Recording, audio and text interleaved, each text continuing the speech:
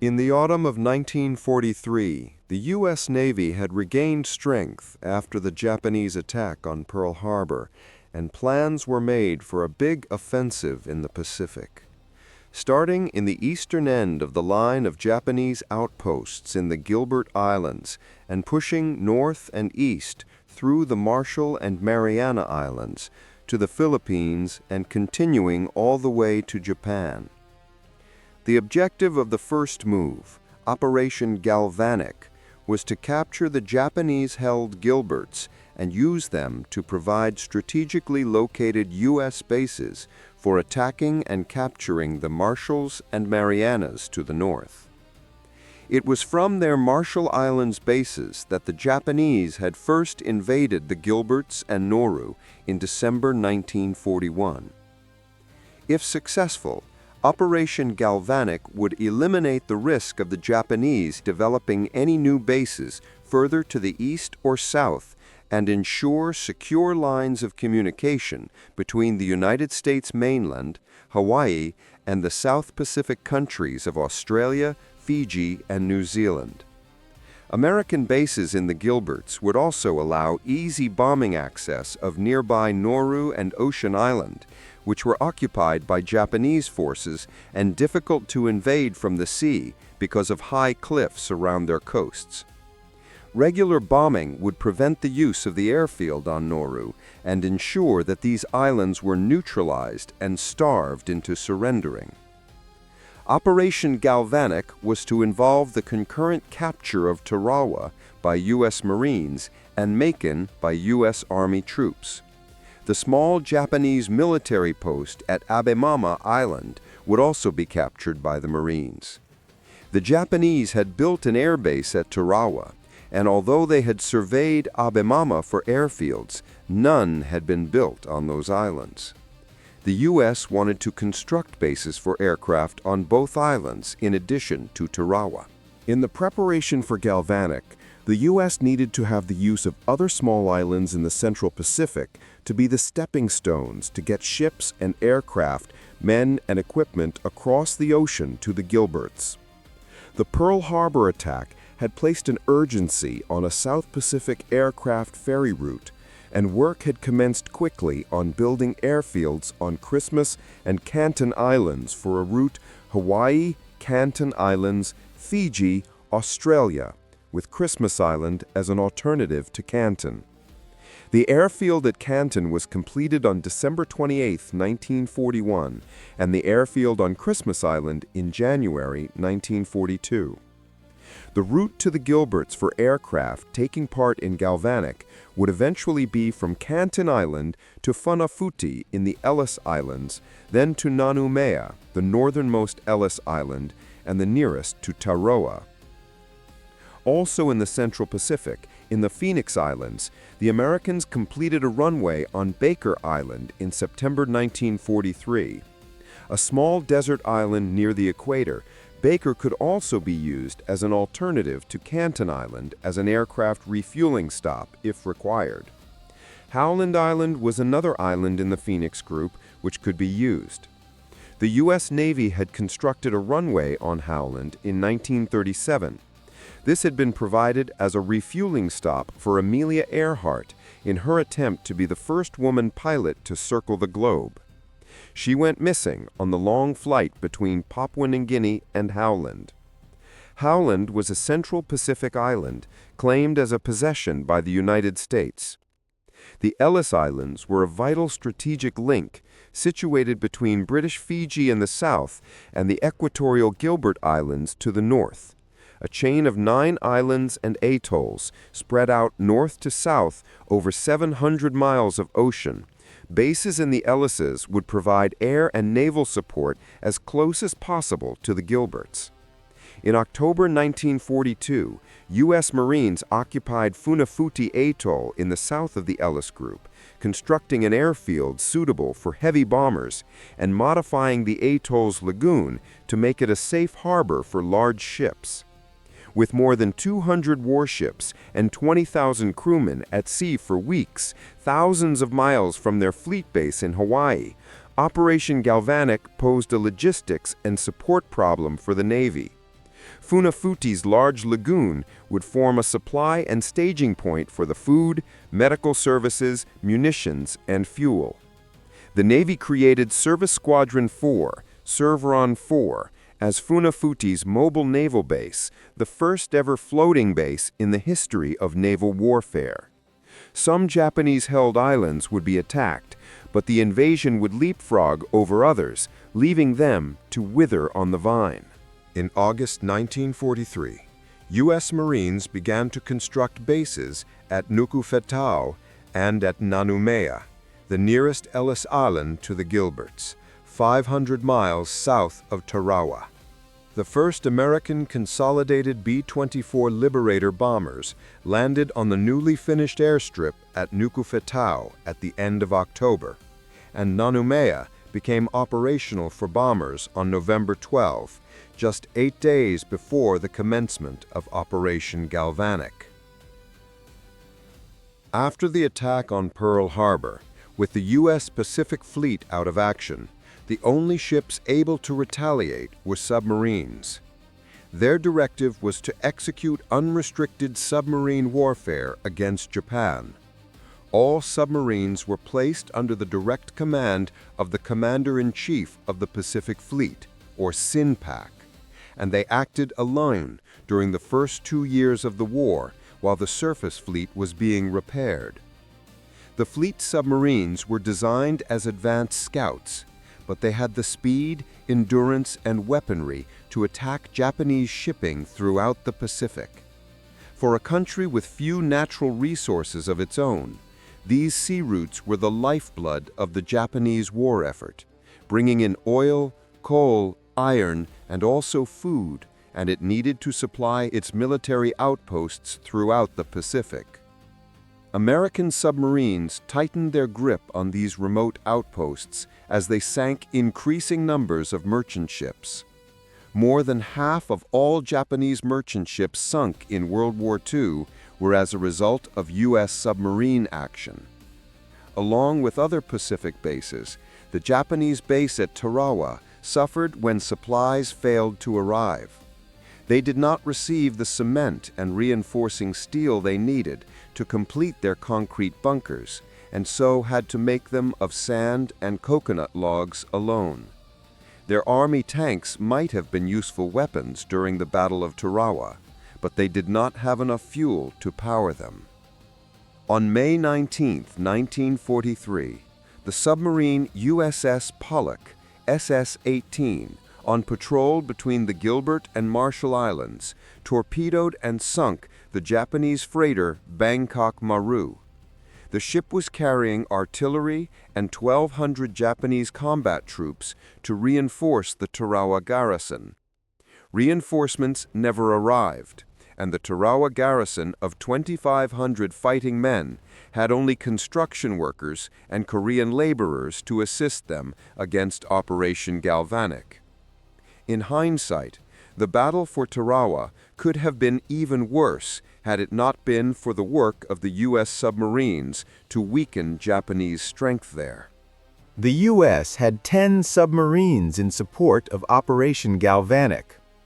Several were stationed in the Marshall Islands and around the Japanese naval base at Truk in the Caroline Islands.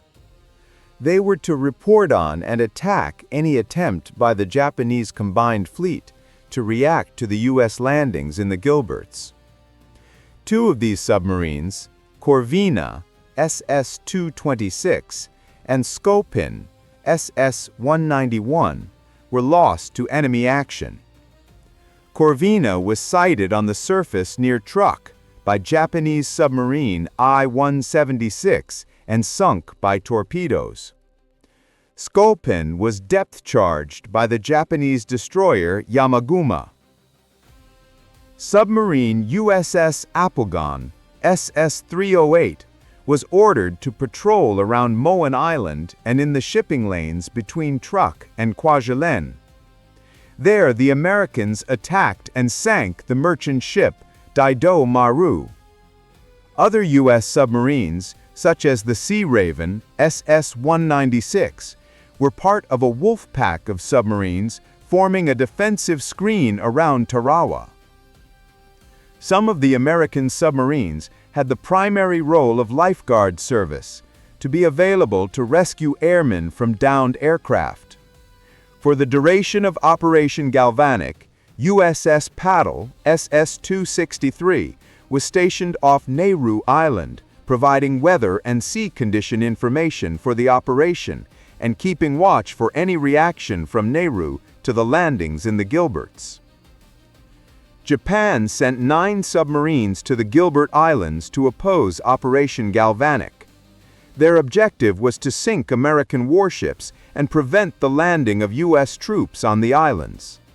Of the 9 submarines sent to the Gilberts, only 3 survived to return to the Marshalls. 3 submarines, I-19, I-35, and I-39, were destroyed by depth charges dropped from U.S. destroyers. 3 more submarines, I-21, I-38, and I-40, disappeared during Operation Galvanic and were presumed to have been sunk by U.S. depth charges or torpedoes. Of the 3 submarines that returned safely to the Marshall Islands, I-169, I-174, and I-175, the last is noteworthy. Led by Lieutenant Commander Tsunao Tabata, it had torpedoed and sunk the aircraft carrier USS Liscum Bay, CVE-56, while the Liscum Bay was taking part in Galvanic off Making Island on November 24. Lost with the ship were 52 officers and 591 enlisted men. The I-35 was a 2,500-ton, 357-foot-long submarine commissioned in August 1942.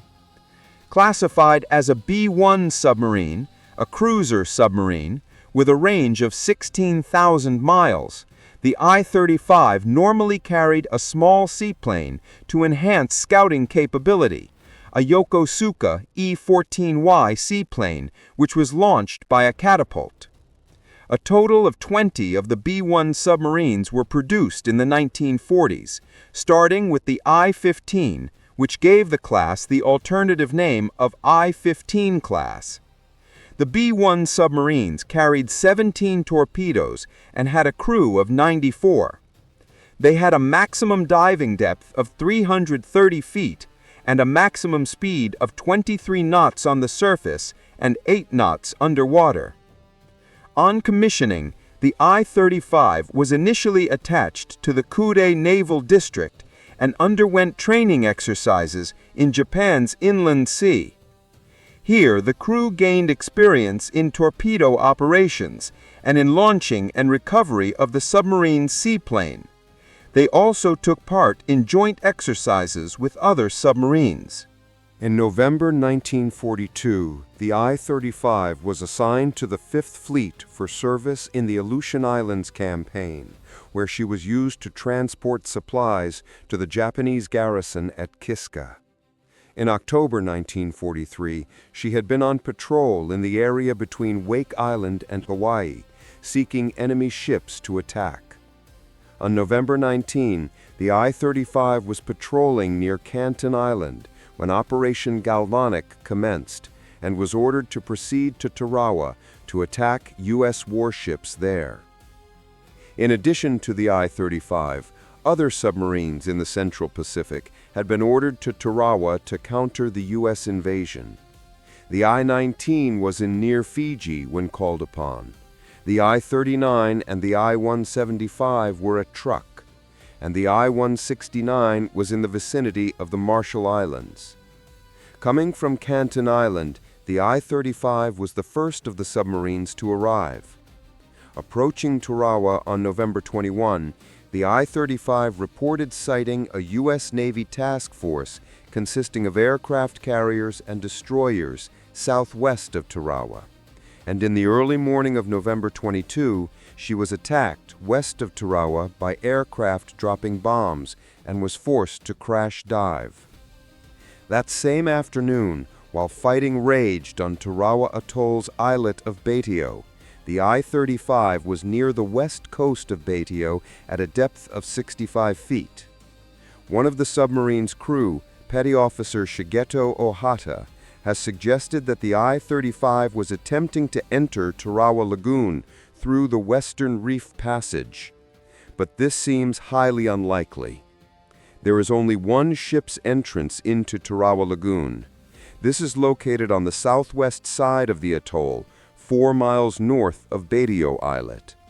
The passage is not wide, 200 feet in places and 100 feet deep.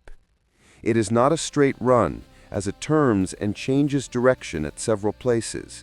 It would have been very challenging for a submerged submarine to navigate. During the invasion, large American warships did not attempt to enter Tarawa Lagoon and run the risk of grounding. They could actually approach much closer to Batio while still in deep ocean on the western and southern sides of the atoll. Only smaller vessels, such as minesweepers, did enter Tarawa Lagoon, and the problems that the U.S. Marines had with even the small Higgins boats and landing craft with the reefs of Tarawa are well documented. Had the I-35 even succeeded in entering the lagoon, it would have been in a maze of submerged reefs and sandbars and would likely have become stranded and trapped. In addition to these natural obstacles, there were a number of U.S. warships in the area, many of them providing anti-submarine screening. It seems much more likely that the I-35 was only positioning herself close to the passage entrance, where American ships were entering and exiting the lagoon. The transport ship assembly area for the initial assault of Tarawa was in this area, and the rendezvous area for all boats and landing craft of the Marines' amphibious landings was not far away, just inside the lagoon. The I-35 would likely have found many targets for her torpedoes in this area. Ships of Destroyer Squadron 14, the destroyers USS Edwards, USS Frazier, USS Gansevoort, and USS Meade, were providing anti-submarine screening for U.S. ships in the vicinity of the transport assembly area. At noon, the Gansevoort was first to detect the I-35 from the sound made by her propeller, but this sound contact was soon lost and the submarine escaped. At 1500 hours, the Meade, under Lieutenant Commander John Mulholland, which was also providing anti-submarine screening for U.S. warships in the transport assembly area near the entrance to Tarawa Lagoon, detected an enemy submarine by sonar. Depth charges were dropped in 3 stages at 30-minute intervals, but without success, and sonar contact was again lost. The depth charge explosions were, however, felt on board the I-35 as she dove to 230 feet to escape the attack. The submarine was shaken, but not seriously damaged. The Meade requested assistance, and the Frazier, under Lieutenant Commander Elliott Brown, left her station as an anti-submarine screen for the battleship USS Tennessee off the southwest tip of Batio to assist the Meade. At 1700 hours, the Frazier picked up a strong sonar echo at a range of 2,200 yards and dropped depth charges with a medium depth setting. At 200 yards, lost contact was reported, and another depth charge attack was made, again with a medium depth setting. At 1720 hours, the destroyers detected the submarine at a range of only 200 yards and dropped more depth charges. Soon after this, the Frazier's executive officer reported the odor of diesel oil, and a little later an oil slick was seen on the surface of the sea. Frazier and Meade both made what would be their final depth charge drops, this time with a deep setting. The I-35 suffered heavy damage from this depth charge attack. All the lights went out, the crew lost rudder control, and instruments and gauges were knocked out of service. Several leaks appeared and the fuel tanks ruptured. The submarine began to fill with its fuel oil and seawater, and the captain, Lieutenant Commander Hideo Yamamoto, had no option but to blow the ballast tanks, bringing the I-35 to the surface at 1750 hours. At the surface, the sub was trapped between the two destroyers about a mile from each ship. Both American vessels fired at the I-35 immediately, preventing any return fire from the Japanese. All 20mm guns and machine guns on both destroyers were brought into action, and both destroyers also shelled the enemy with their 5-inch main weapons. 4 or 5 Japanese sailors rushed out on deck to man the submarine's guns, 120mm deck gun and a twin 20mm anti-aircraft gun, but all were killed or wounded by machine gun fire. Men were seen dropping as they tried to reach the gun mounted aft of the conning tower. Some of the wounded were able to retreat back inside the submarine.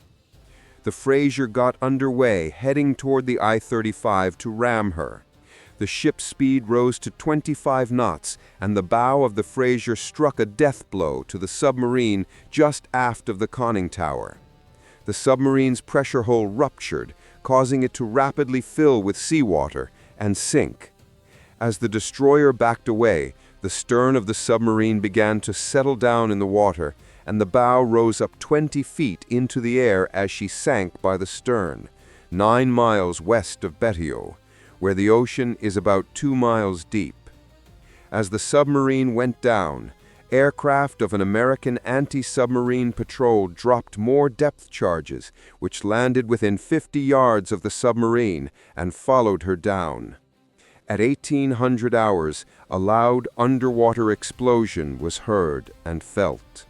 4 survivors were seen swimming in the sea, and both destroyers launched boats to recover them. One of the Japanese in the water fired at his would-be rescuers, and he was shot and killed. One of the surviving Japanese was picked up by the Meade's boat, and the other 2 by Frazier's. All 3 men had wounds from machine gun fire, and the next day they were transferred to the transport vessel USS Monrovia for transportation to Pearl Harbor. On Beteo, very few of Tarawa's Japanese defenders remained alive after the battle.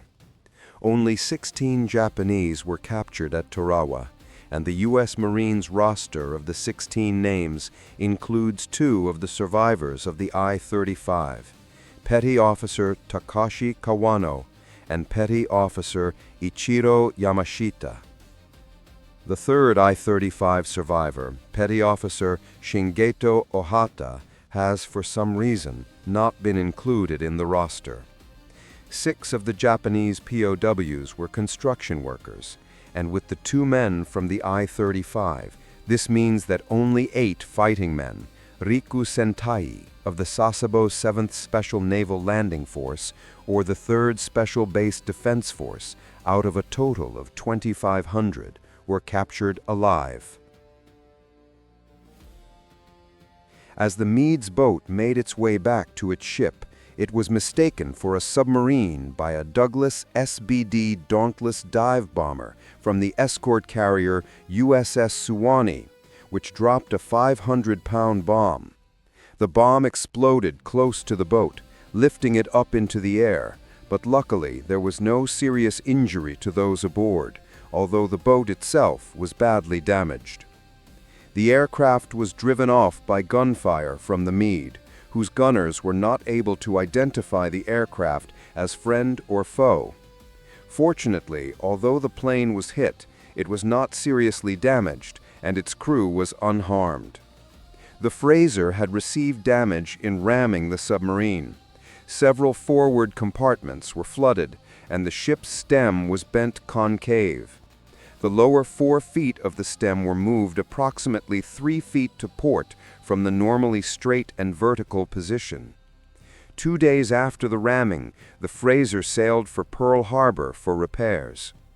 The Imperial Japanese Navy was unaware that there were 3 survivors of the I-35, and in January 1944, it declared the I-35 presumed lost with all hands.